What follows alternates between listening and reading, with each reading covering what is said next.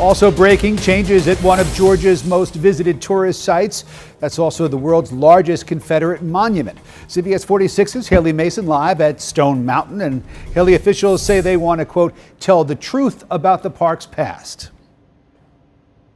Rick, and part of telling that truth is explaining why this controversial carving was put on the side of this mountain in the first place. It was put here in the civil rights movement. They also want to explain why the Klan was resurrected here at Stone Mountain. While the laws don't allow them to remove these symbols, the board chair says today they've made their first steps toward changing some of them.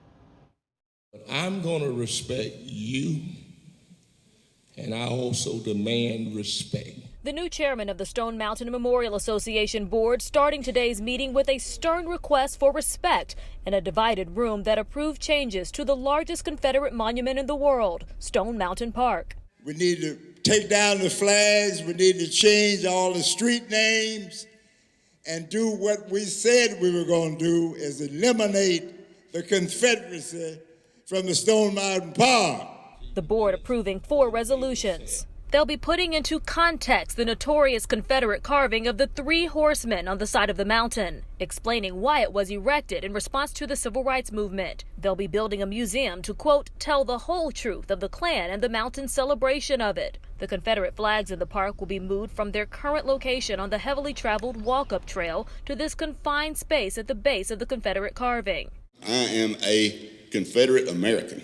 I am an American patriot, and I have sworn an oath that I would sacrifice my life if necessary to defend you. Some saying the changes don't go far enough. They don't want to deal with the real issues that this Stone Mountain carving represents: denigration of black folk, segregation, racism, racial oppression.